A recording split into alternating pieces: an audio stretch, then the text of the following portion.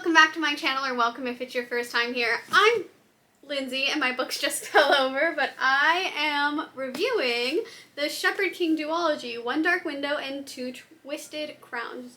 Two Twisted Crowns. That's a little bit of a tongue twister, and I am so excited to this video.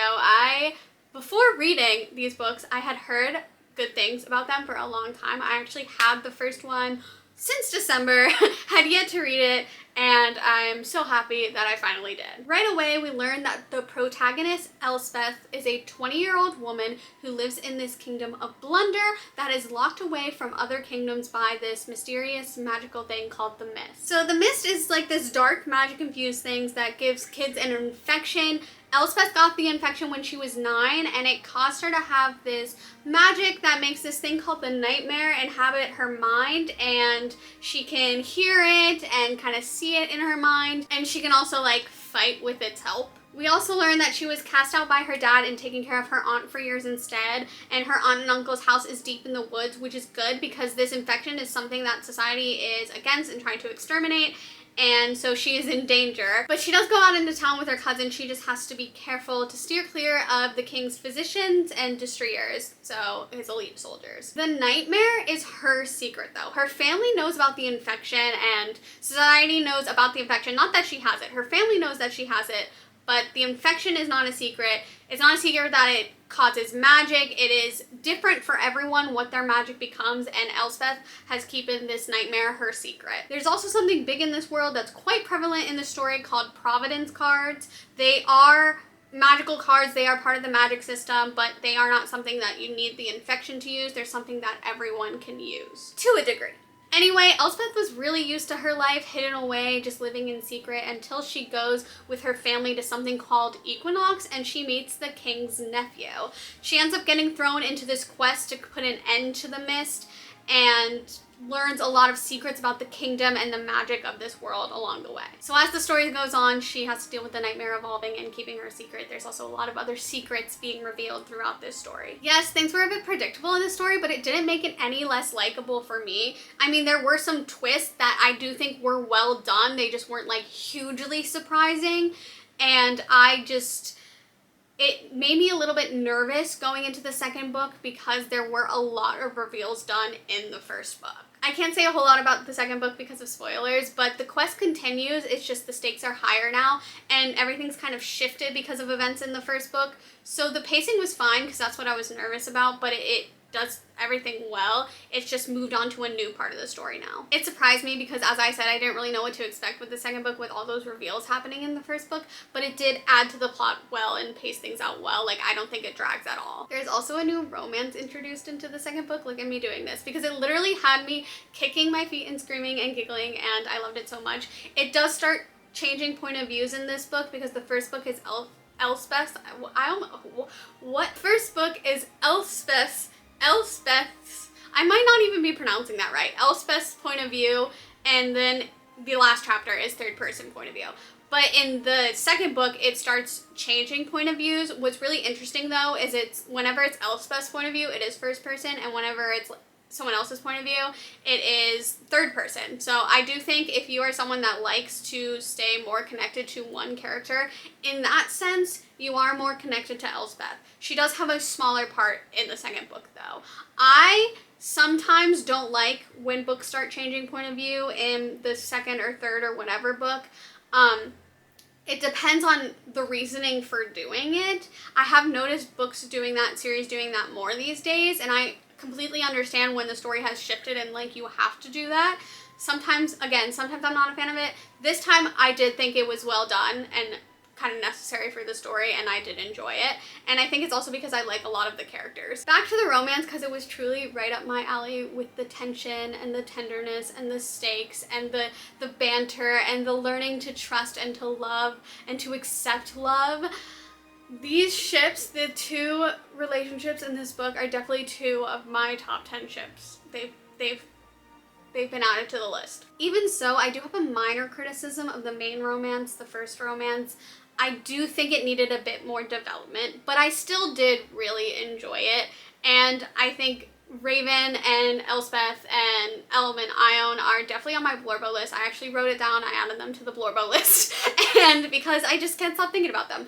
And also I loved Jesper and Emery, and there are so many well-written characters in this book. I think so many likable, so many well done, and even the ones that aren't likable are so well fleshed out too, which makes them good characters.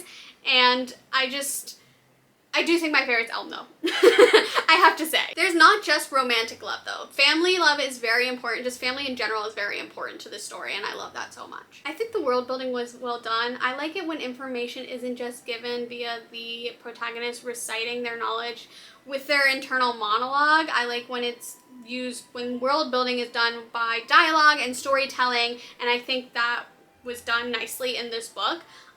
In the first book, at the beginning of chapters, there was like 1 or 2 cards that would also give you information that went with the world building, so that was pretty neat and a bit unique. There's a riddle early on in this book that ends with the girl, the king, and the monster they became, and that's when it really piqued my interest and made me go, oh, I want to know what this story is about. Because I will say it did take me a few chapters to really get into the story. Like, it starts off fine. It's not like it drags in the beginning. It's just, I wasn't hooked until like a few chapters in. Honestly, I think part of the reason why it took me a little bit to get into it is because I was wary going into this, because I said recently I've been in like a fantasy reading slump, but I realized that's not actually true. The thing with me is I will always like romantasy or fantasy with a romance subplot than fantasy with no romance, because romance is just very important to me.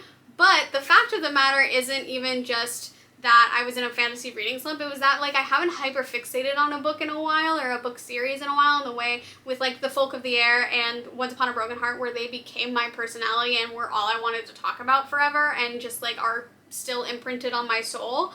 That I hadn't had that experience for a while until I read these books. A fun kind of weird fact about me with reading, and this is also kind of a side tangent, is if I am fighting the urge to look a few chapters ahead or just a few pages ahead or look up what happens in the book, that's a good sign for how much I'm enjoying the book. I'm so invested that I am going to spoil it for myself. It is a problem. It happens every time with series that I love, that I look just a little bit ahead or maybe look up if a character survives or not, you know? Of course, the best sign is that I'm absolutely heartbroken when I finish the story. Not necessarily because of how it ends. I'm just very sad to be done with it, which again happened with this story. Anyway, this book is a romantasy. Even though the romance doesn't start for a little bit, it is definitely a romantasy, but the plot outside of the romance and the fantasy world are also still really well done.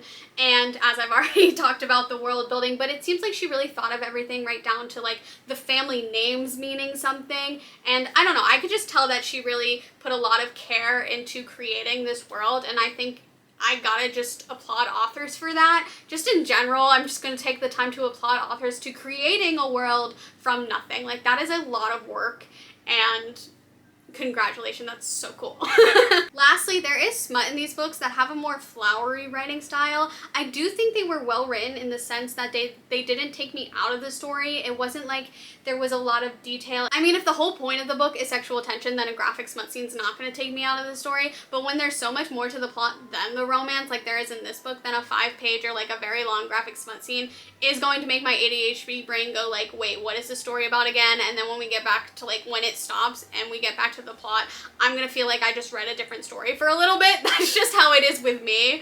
I don't have a problem with smut. I just think when it's so much deeper than the romance, like this fantasy world, it having the little bit more flowery and less detailed writing just like really helped me stay in the story. That's just my personal experience with it. But as a book that's kind of marketing itself as a fantasy and a romance, it did a really good job of balancing both. Like I said, the romance is so important to me, but because this is marketed as a fantasy as well, it did a really good job with the fantasy, and I was really happy with it.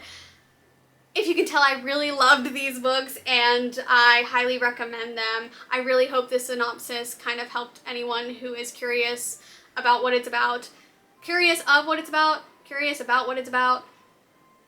Sometimes grammar is hard.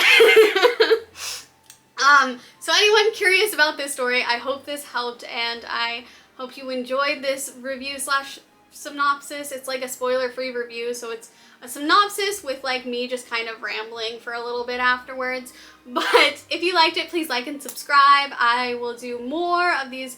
They're scripted. believe it or not, these scripted reviews. And I will also be doing a lot more vlogs, reading vlogs this year as well. So anything with reading content, I do monthly reading wrap-ups, I do scripted reviews, and I do unscripted vlogs, and I just kind of just do bookish videos. So if you like that, please like and subscribe, and I will see you in a week. This was quite the outro. I don't script my outros. If that's not obvious, I don't script my outros. Okay, bye!